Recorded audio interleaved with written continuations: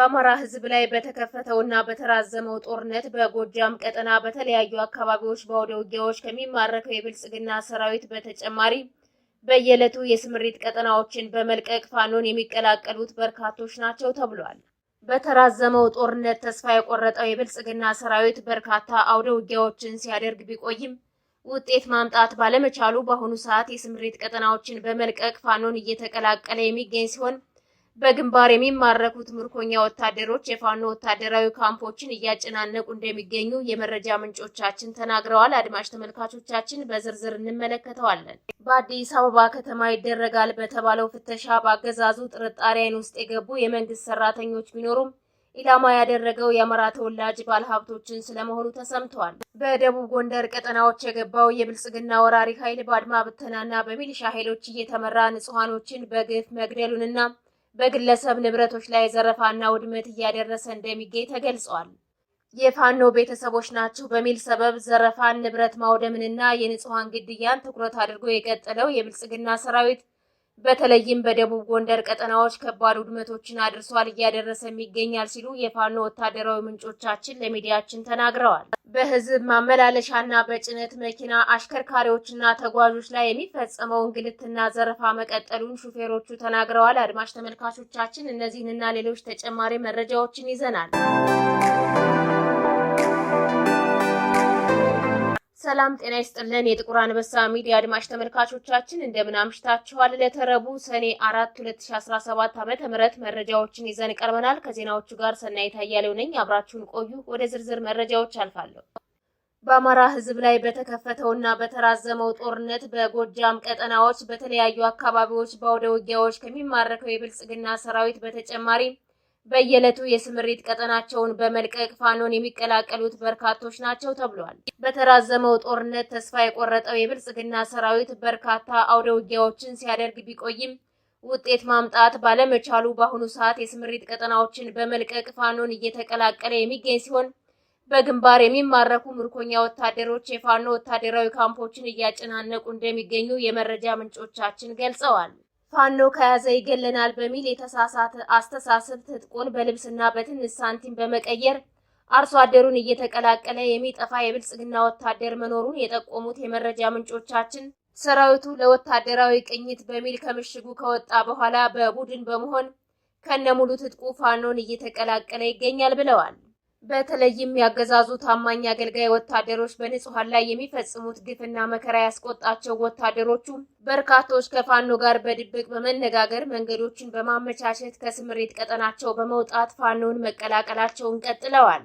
ፋኖቹ ከሚያደርጉት የግንባር ተጋድሎ ጎን ለጎን ፋኖን መቀላቀል ፍላጎት ያላቸውን የብልጽግና ወታደሮች ሚስጥራዊ በሆነ መንገድ በስልክ በማነጋገር በሌሎች በስርዓቱ ታማኝ አገልጋይ ወታደሮች በኩል ከጀርባ እንዳይመቱ በማድረግ ጥንቃቄ በተሞላበት መልኩ በተለይም የቤተሰብ አስተዳዳሪ የሆኑ የሚሊሻ ኃይሎችን እያስመለጡ እንደሚገኙ ተመላክቷል። በዚህም ካለምንም የተኩስ ልውውጥ የብልጽግና ወታደሮች ከነሙሉ ትጥቃቸው የግዳጅ ቀጠናዎችን በመልቀቅ የፋኖን ትግል በርካቶች የተቀላቀሉ ሲሆን በምርኮ በፋኖ የገቡት ጥቂት አይባሉም ተብሏል። እነዚህ የከዱ የብልጽግና ወታደሮች ሌሎችን ጓዶቻቸውን በማስከዳት ረገድ ከፋኖ ጋር ጥምረት በመፍጠር ከፍተኛ ሚና እየተጫወቱ እንደሚገኙም ተጠቁሟል።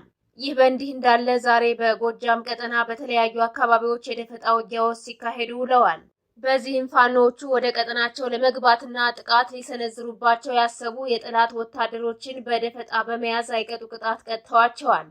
በመሆኑም በዛሬው ዕለት በወታደሮቻቸው እጀባ ተደርጎላቸው ሲንቀሳቀሱ የነበሩ 2 የዞንና የወረዳ አመራሮችን ጨምሮ ከ9 በላይ የሚሆኑ የብልጽግና ወታደሮች ጉዳለማ ከተማ ላይ በተፈጸመባቸው የደፈጣ ጥቃት ተደምስሰዋል። በጥቃቱ ከተደመሰሱት በተጨማሪ ቁስለኛ ስለመኖራቸው የተገለጸ ሲሆን ጥቃቱን የፈጸሙት የፋኖ ኃይሎች ምንም አይነት ጉዳት ሳይደርስባቸው ወደ ቦታቸው ተመልሰዋል ተብሏል።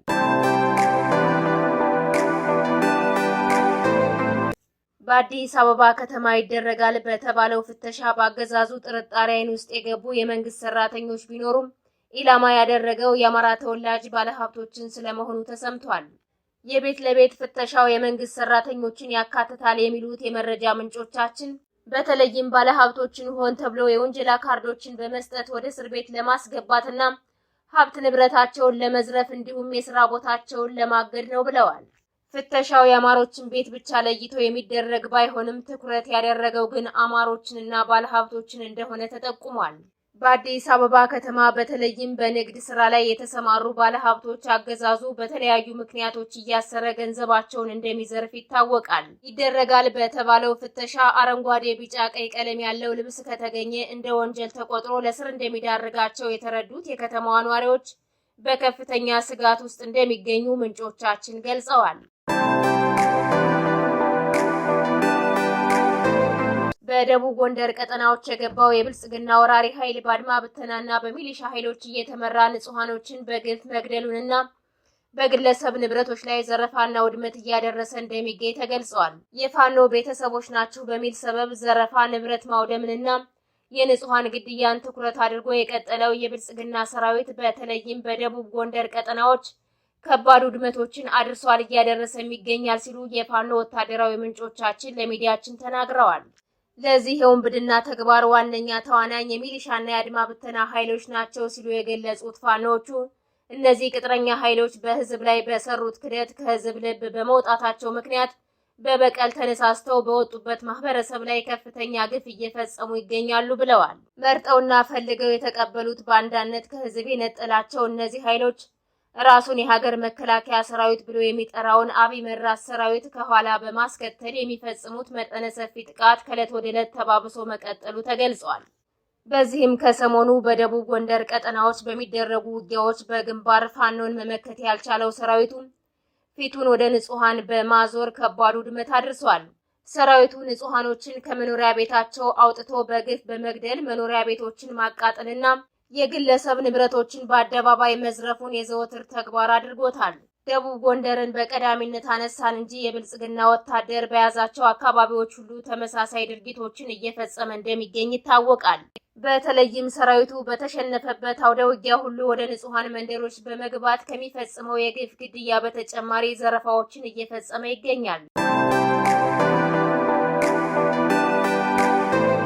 በህዝብ ማመላለሻና በጭነት መኪና አሽከርካሪዎችና ተጓዦች ላይ የሚፈጸመው እንግልትና ዘረፋ መቀጠሉን ሹፌሮቹ ተናገሩ።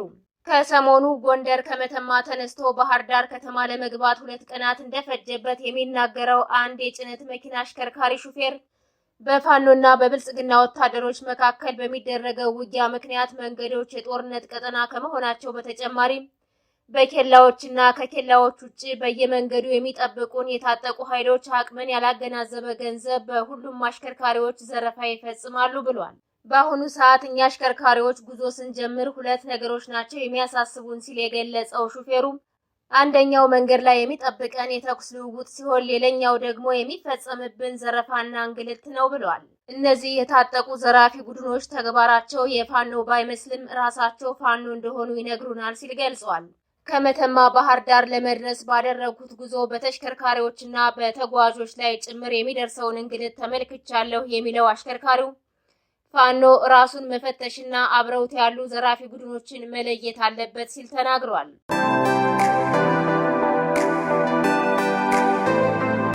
ወሎ መካነ ሰላም ከተማ ዙሪያና በወርጌሳ ቀጠናዎች ካገዛዙ ወራሪ ሰራዊት ጋር የሚደረገው መደበኛና የደፈጣ ውጊያ ዛሬም ቀጥሎ ውሏል። ዋና መቀመጫውን ከተሞችን አድርጎ የሰፈረው የጠላት ሰራዊት ከሰሞኑ ወደ ፋኖ ቀጠናዎች በመግባት እየሰነዘረው ባለው ጥቃት ፋኖ የደፈጣና መደበኛ ውጊያዎችን በማድረግ ያጠፋ መልስ እያደረገ እንደሚገኝ ተገልጿል። በያዛቸው አካባቢዎች ሁሉ መጠነ ሰፊ ጥቃቶችን የሚፈጽመው ሰራዊቱ በቀጠናው የሚንቀሳቀሰውን የፋኖ ኃይል ለማጥቃትና ቀጠናዎችን ለመያዝ በሚያደርገው ጥረት ከባድ ጉዳት እያስተናገደ እንደሚገኝ የመረጃ ምንጮቻችን ተናግረዋል። በመሆኑም ከባድ መሳሪያዎችን በመተኮስና በፋኖ ላይ ከበባ ለመፈጸም የጠላት ብልጽግና ወታደር ያደረገው ጥረት ሳይሳካለት ቀርቶ ራሱ በከፈተው ጥቃት ሙትና ቁስለኛ ተደርጓል ተብሏል። ትንኮሳዎችን ያላቆመው የብልጽግና ቅጥረኛ ሰራዊት ዛሬም የደፈጣ ጥቃቶች ተፈጽመውበት ከባድ ጉዳት ማስተናገዱ ተገልጿል። የተወደዳችሁና የተከበራችሁ አድማጭ ተመልካቾቻችን ለዛሬ ያዝንላችሁ መረጃዎች እነዚህን ይመስሉ ነበር። የዩቲዩብ ቻናላችንን ላይክ፣ ሼር፣ ሰብስክራይብ እንድታደርጉ በአክብሮት እንጠይቃለን።